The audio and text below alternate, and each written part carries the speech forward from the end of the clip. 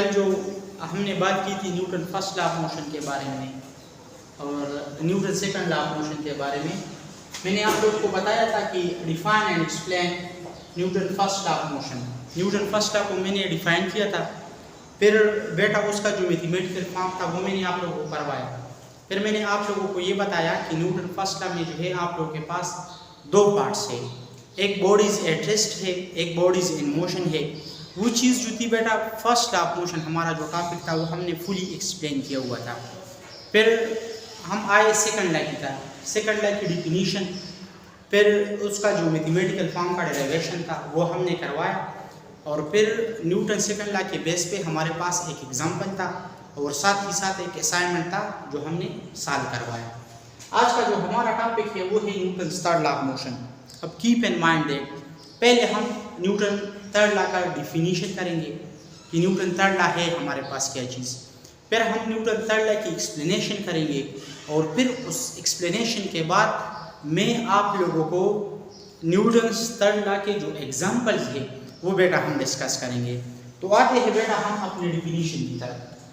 ये बात याद रखिए, न्यूटन थर्ड लॉ को जब हम डिफाइन करेंगे ना तो डिफिनीशन कुछ यूं बनेगा हमारे पास, to every action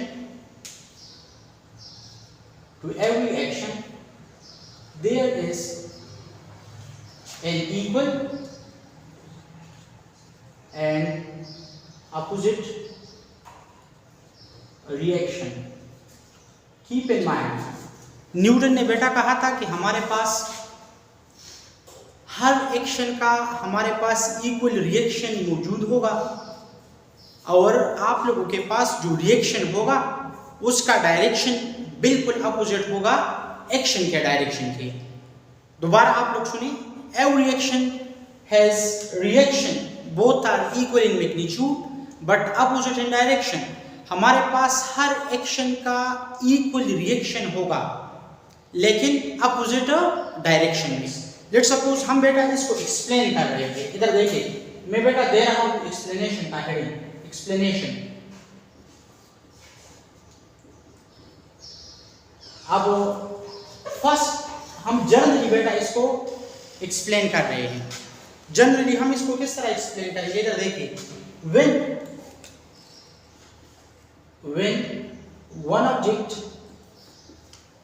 exerts force on second object, जब पहला ऑब्जेक्ट सेकंड ऑब्जेक्ट पे फोर्स लगाएगा, ठीक है, तो हम उसको बेटा कौन सा फोर्स कहेंगे बेटा, उसको हम एक्शन कहेंगे। क्या कहेंगे बेटा, हम एक्शन कहेंगे। Keep in mind the second object will exert force on first object of equal magnitude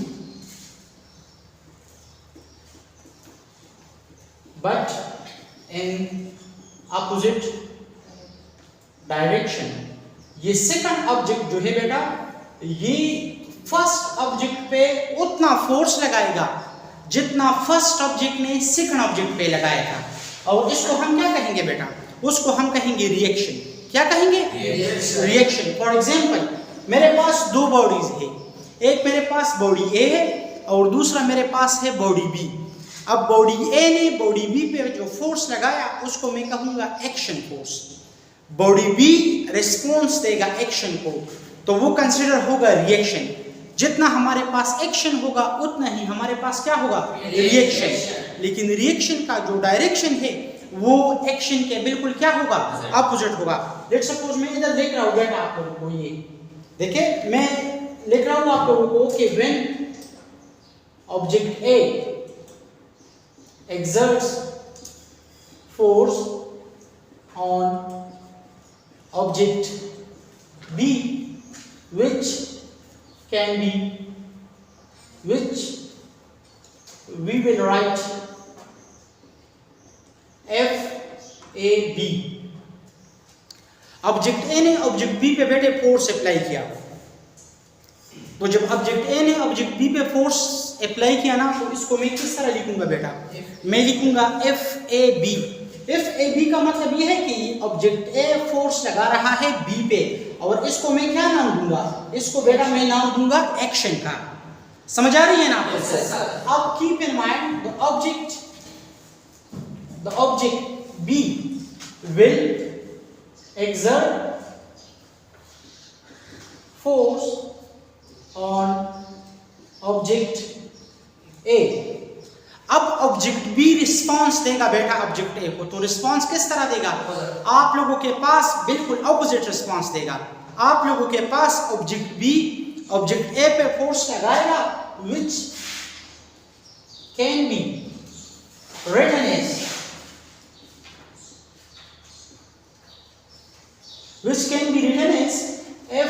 FBA। तो मैथमेटिकली मैं इसको लिख सकता हूं बेटा, मैथमेटिकली इसको मैं किस तरह लिखूंगा? मैथमेटिकली इसको मैं इस तरह लिखूंगा। मैथमेटिकली मैंने आप लोगों को स्टार्ट में बताया कि एक्शन बराबर होगा रिएक्शन के, मतलब आपके पास एक्शन में जो रिस्पॉन्स आएगा ना रिएक्शन, वो रिएक्शन और एक्शन इन दोनों का मैग्नीट्यूड क्या होगा? आप लोगों के पास ये सेम होगा, ये बराबर होगा, लेकिन उनका जो डायरेक्शन होगा वो आप लोगों के पास क्या होगा? वो आप लोगों के पास अपोजिट होगा। तो इसको मैं इस तरह लिख सकता हूं FAB, ये मेरे पास बराबर होगा FBA, लेकिन इधर इसके साथ एक माइनस का साइन लगा हुआ है, बिल्कुल। तो यहां पर ये बात याद रखिए कि the negative sign shows that the direction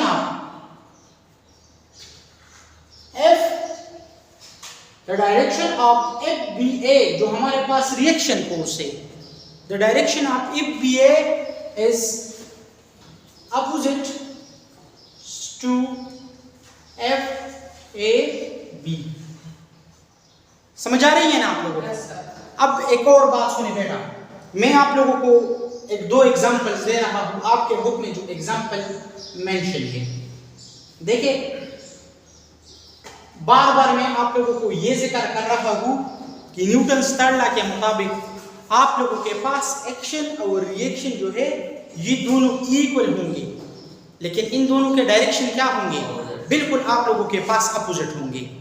ये बात बताई ना मैंने आप लोगों को? तो आपके बुक वालों ने बेटा रिमेंबर दैट दो एग्जांपल्स जो है वो मेंशन किए हुए हैं। वो दो एग्जांपल क्या है? वो दो एग्जांपल है, आप लोगों के पास एक फुटबॉल है तो वो ऑब्जेक्ट बी है, आप लोग ऑब्जेक्ट ए है, आप लोगों के फुट ने ऑब्जेक्ट बी पे फोर्स लगाया। जैसे सपोज आप लोगों के फुट ने फुटबॉल पे एक फोर्स लगाया जिसको मैं कहूंगा FAB। बात की समझ आ रही है कि नहीं आ रही? तो ये जो FAB है ये आप लोगों के पास एक्शन है। क्या है आप लोगों के पास? स्टार्ट में आप लोगों को बताया कि जो बॉडी पहले फोर्स लगाएगा वो हमारे पास क्या होगा? वो हमारे पास कहलाएगा एक्शन। तो हर एक एक्शन का रिएक्शन होगा ना। तो आप लोगों जो फुटबॉल है बेटा वो आप लोगों के फुट पे जो है ये फोर्स लगाएगा, बट इन अपोजिट डायरेक्शन। ये था आप लोगों के पास एग्जांपल नंबर 1। अब एग्जांपल नंबर 2 क्या है आप लोगों के पास? एग्जांपल नंबर 2 आप लोगों के पास ये है, आपके बुक में देखिए, आपके बुक में आप लोगों के पास एक जेट प्लेन जो है ये बनाया गया है।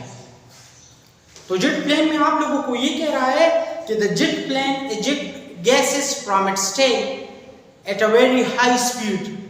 आप लोगों के पास जेट प्लेन के टेल से जो गैसेस होती है बेटा, जो फ्यूल्स होती, जो गैसेस होती है, वो जो एयर होती है आप लोगों के पास, वो इंतहाई तेजी के साथ जो है ये निकल रही है।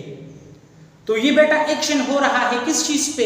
एयर पे रिएक्शन हो, एयर पे जो है बेटा आप लोगों के पास एक्शन हो रहा है। तो एज ए रिएक्शन ये एयर जो निकल रही है जिस पे एक्शन हो रही थी, ये एज ए रिएक्शन किस चीज पे बेटा करेगा?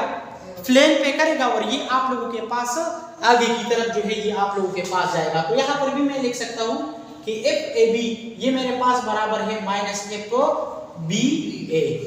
समझ आ रही है कि नहीं आ रही? Is it clear? Yes, sir. अब एक और बात आप लोग सुनिए, वो बात ये है बेटा, इस एग्जांपल के बाद एक एसएलओ टाइप एमसीक्यूज है, एसएलओज एमसीक्यूज भी है आप लोगों के पास, और ये आप लोगों के पास कंसेप्चुअल क्वेश्चन भी है। एमसीक्यूज किस तरह है आप लोगों के पास? एमसीक्यूज बिल्कुल इस तरह है आप लोगों के पास। इधर देखिए, एमसीक्यूज में इस तरह आ सकता है, action and reaction can not neutralise each other. Action और रिएक्शन एक दूसरे को न्यूट्रलाइज नहीं कर सकते, बिकॉज क्यों? इधर देखिए आप लोग, एक्शन और रिएक्शन एक दूसरे को न्यूट्रलाइज नहीं कर सकते, क्यों? First option, acts on same body. Option number B, acts on different bodies. C, both A and B. D का ऑप्शन ये है हमारे पास नन। तो आप लोग देखें ना, मैंने जो आप लोगों को बताया, एक्शन हो रहा था बेटा आप लोगों के पास फुटबॉल पे, रिएक्शन किस चीज पे हो रहा था? फुट पे नहीं हो रहा था। आप लोगों के पास बेटा एक्शन हो रहा था गैसेस पे, ठीक है, और जो रिएक्शन था बेटा वो किस चीज पे हो रहा था? वो हो रहा था बेटा एरोप्लेन पे। इधर आप लोग देखें, इधर एक्शन हो रहा था सेकंड ऑब्जेक्ट पे, रिएक्शन हो रहा था बेटा आप लोगों के पास फर्स्ट ऑब्जेक्ट पे। तो इसका मतलब ये है कि action and reaction can not neutralise each other because it acts on different bodies. ये दोनों जो है मुख्तलिफ बॉडीज पे लग रहे हैं। बात की समझ आ रही है ना मुस्तफा?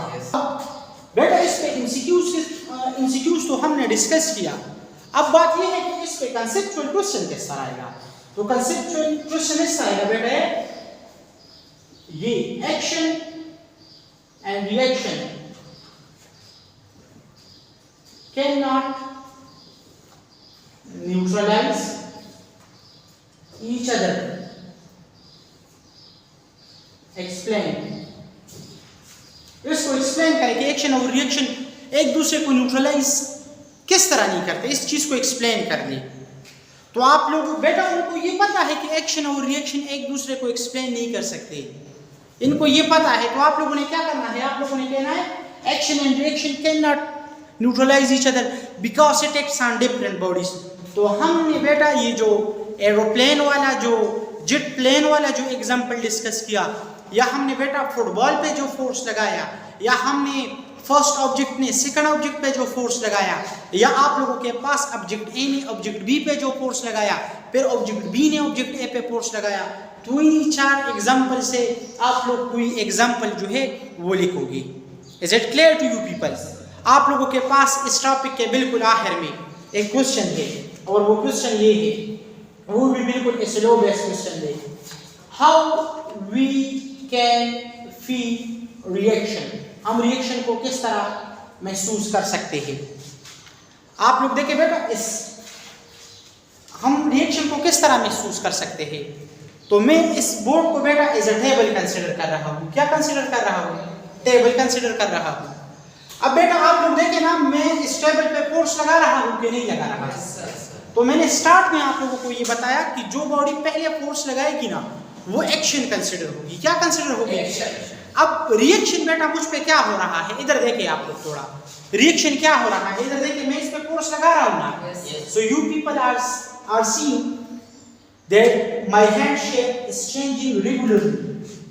बेटा मेरे हाथों का जो स्ट्रक्चर है, जो शेप है, वो चेंज हो रहा है कि नहीं हो रहा? हो रहा है ना। तो that is the reaction that exerted the table on my hands. तो यहाँ पर बेटा हम कह सकते हैं कि आप लोगों के पास हर एक एक्शन का रिएक्शन होगा, दोनों का मैग्नीट्यूड इक्वल होगा, लेकिन आप लोगों के पास अपोजिट डायरेक्शन में। इंशाल्लाह बेटा कल हमारी क्लास होगी मास और वेट और लीनियर मोमेंटम, और उसके साथ जो रिलेटेड एग्जांपल्स असाइनमेंट है। Thank you very much.